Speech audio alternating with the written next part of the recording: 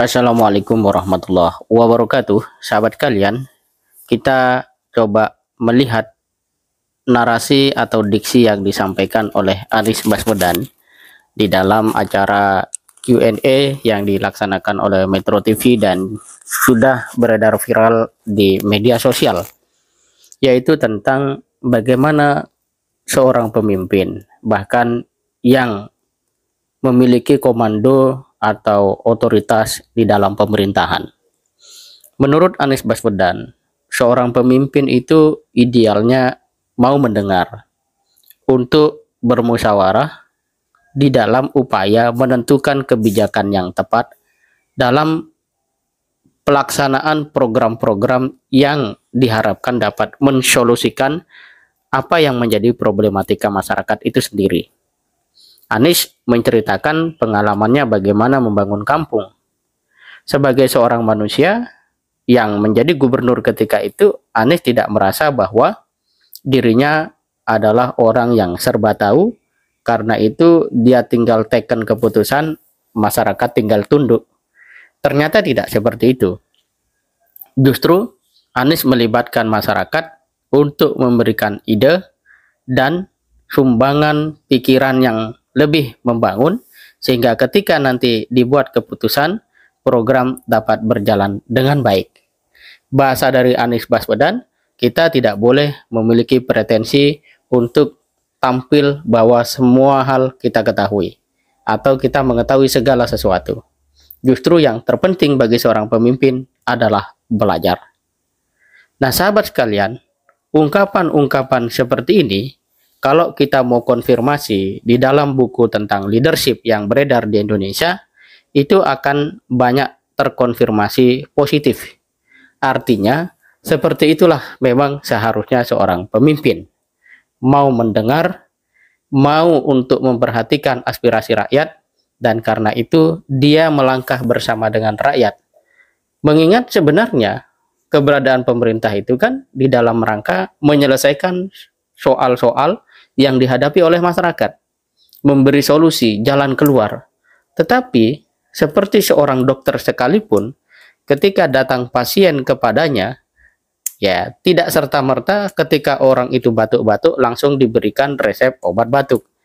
Pasti akan ditanya oleh sang dokter tentang mengapa batuk, kapan mulai batuk, dan seterusnya, sehingga tidak mengalami yang salah diagnosa. Ya, apa yang disebut dengan salah diagnosa, sehingga salah obat dan pada akhirnya salah penanganan. Begitu juga di dalam hal kepemimpinan. Oleh karena itu, apa yang menjadi penjelasan Anies Baswedan ini harus menjadi sesuatu yang dapat kita pahami secara baik dan benar, lalu kita fungsikan tidak sekedar dalam konteks pemerintahan, tetapi juga kehidupan kita sehari-hari. Kadangkala kita pusing itu bukan karena beban pekerjaan, tetapi lebih karena cara kita mengatur waktu tidak sesuai. Termasuk di dalamnya adalah mengapa pagi-pagi menjadi ngantuk. Seringkali itu bukan karena kurang tidur, tetapi lebih karena memang belum ada tujuan hidup yang dipastikan atau target yang jelas untuk hari itu. Sehingga godaan untuk menjadi ngantuk lalu tertidur bahkan di pagi hari menjadi hal yang sulit untuk diatasi.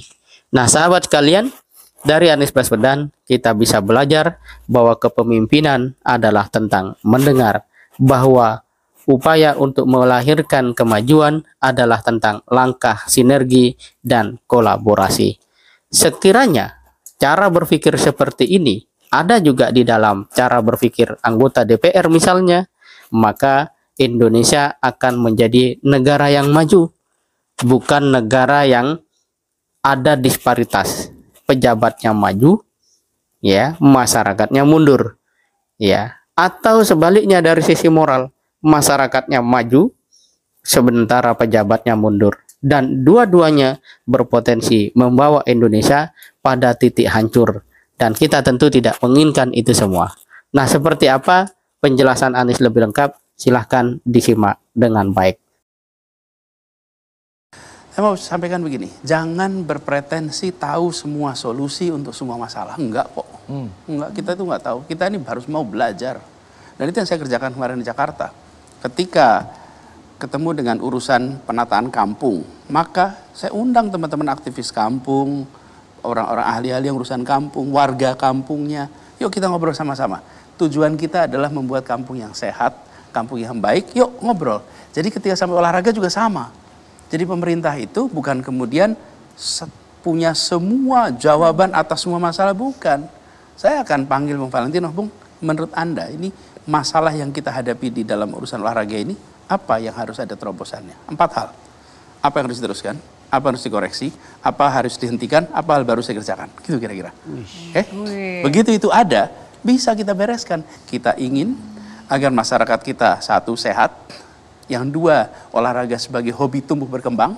Dan olahraga sebagai prestasi mempesona bukan hanya dalam negeri, tapi tamu yang hebat di negeri orang. Gitu Oke, tepuk tangan. Demikian, terima kasih. Assalamualaikum warahmatullahi wabarakatuh.